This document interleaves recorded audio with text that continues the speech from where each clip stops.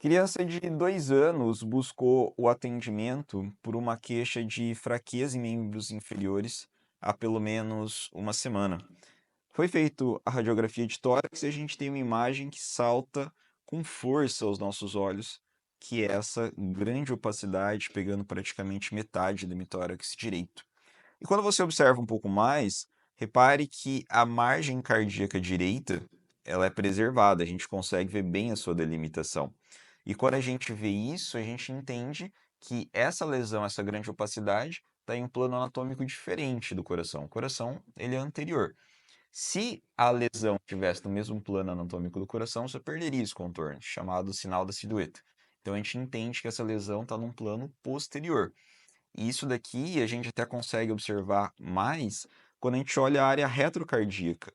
Repara que essa região retrocardíaca direita aqui, ela está muito mais opaca do que, por exemplo, se a gente observasse a região retrocardíaca direita mesmo, na sua porção mais superior, e até mesmo a região retrocardíaca esquerda.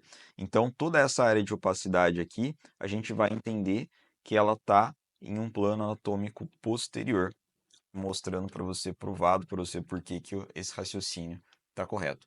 E aí você vai se perguntar, mas não deveria acontecer um desvio de mediastina? Até pode acontecer quando essa lesão é posterior. Só que justamente como ela está posterior, ela vai empurrar mais para frente. Então a gente não veria um desvio mediastinal tão acentuado para um lado ou para o outro. Esse desvio mediastinal acentuado de um lado para o outro, a gente acaba percebendo mais quando é uma lesão em plano anatômico anterior. Então a gente tem aqui, dentro do quadro clínico da criança, com essa perda, com essa fraqueza, a gente tem que entender que isso aqui deva ser um tumor. Então, essa daqui acaba sendo, com essa história clínica, a nossa principal hipótese diagnóstica. Essa criança realizou a tomografia e eu quero mostrar ela aqui também para você. E essa daqui é a tomografia da criança. Observa que é uma lesão bem acentuada, bem grande, vindo aqui realmente da região posterior. E observe até que tem algumas áreas aqui de calcificação, que até pode sugerir uma benignidade do quadro, do tumor, no caso.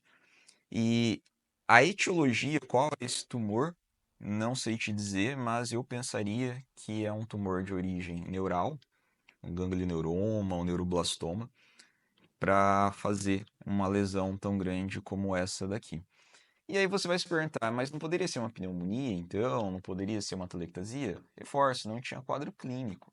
Aqui a tomografia está mostrando que realmente tem uma característica de partes moles, que né, sugere um tumor, e você tem que pensar sempre guiado pela clínica.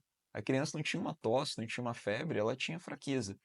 E aqui a gente tem uma demonstração de que nem sempre a criança pode ter necessariamente um quadro respiratório associado, fazendo um tumor.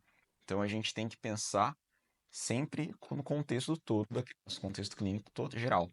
E aqui o colega que fez o raio-x teve uma felicidade muito grande em se atentar a isso e conseguir fazer esse diagnóstico e levar então essa criança para o encaminhamento adequado.